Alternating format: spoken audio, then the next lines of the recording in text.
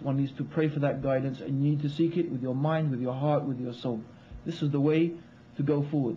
But if we're talking about how does someone who's now found the truth, they've discovered Islam, maybe someone, and it happens, some people for years have been reading the Quran and reading books about Islam. And I think maybe after the second month they'd already knew that Islam was the truth, but somehow they kept telling themselves, I have to read more, I have to read more. A lot of people are afraid to make that, that step, that final step. So, I mean, there's nothing to do it except you have to do it, you have to take that step. Once you know that Islam is the truth, you need to embrace Islam, you need to enter into the fold of Islam. And for those who have done that, how do you proceed? Simple thing. Very simple. If you hold on to it, God willing, you will never go astray and you will be guided on the right path. And that is to guard the prayers. Those 5 prayers, those prayers 5 times a day, if you guard them, and it doesn't matter if you do anything, if you can't do anything except that, if you guard those prayers and you make sure you say those prayers, you will find that this will be one of the surest ways to change your life around. Without a doubt. As I was saying, Allah guides who He wants to guide. In this noble religion, we have been ordered to take into account the process of cause and effect. This is something that God has put in the creation. This is something that we are ordered to deal with. So, the cause and effect is that if you call people to Islam, the effect is that normally you will expect people to embrace Islam. The Prophet Muhammad ﷺ did not receive revelation and then just sit in his home. He went and told people about it. Now, primarily and fundamentally, we need to do that as Muslims because that is our absolute obligation. No one should think that this is something recommended or I can do it if I want to, or no. Everybody is obliged, an obligation upon them to call others to Islam. The Prophet Muhammad ﷺ, he said, call people to my message or pass on my message even if it is one verse of the Quran. If you know one verse of the Quran and you understand it, it is your obligation to pass it on.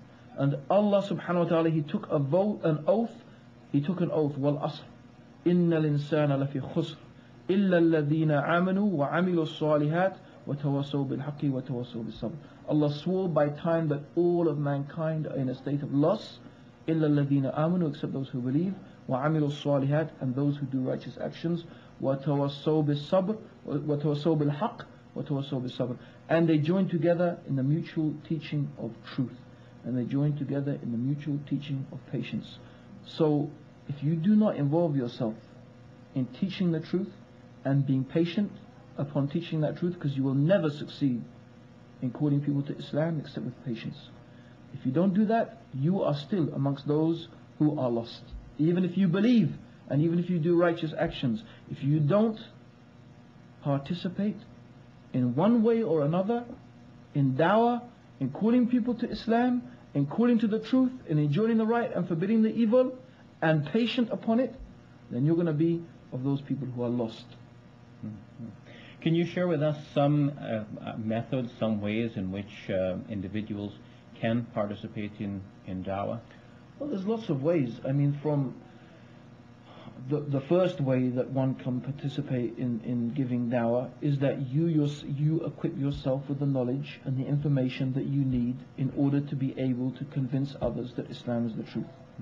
And that their religion is false. It's not only by the way of convincing someone that Islam is true. There's always a double method. We convince people that Islam is true, but we also need to show them that they are upon falsehood. In fact, it usually comes the other way around. You have to show them that what they're upon is falsehood, and then after that you illustrate to them how Islam is true. This is essential. This is implicit even in the actual shahada, La ilaha illallah, the negation and the affirmation that there is nothing worthy of worship except Allah. The negation, nothing, no God worthy of worship, illallah, except Allah. So there's the affirmation and, the negation and the affirmation.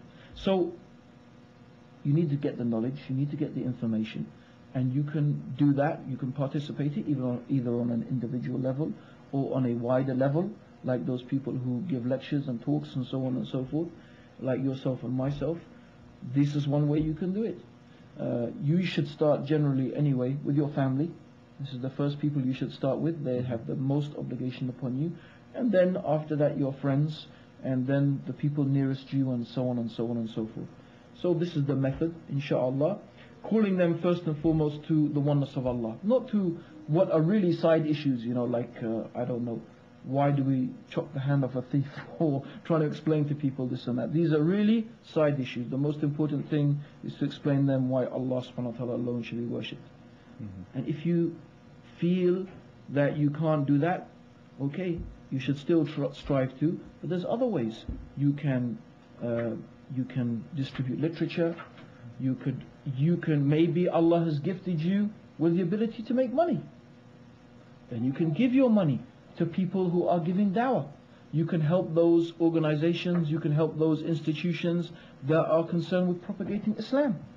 Maybe Allah has not given you the gift of the gab, maybe you have good organizational talents. Then you could get involved in organizing or helping to organize some activities and so on and so forth. One doesn't have to think that the only way to give dawah is by sitting there like, I do on the soapbox and speaker's corner, telling people about Islam or so on. There's lots of different ways that you can get involved.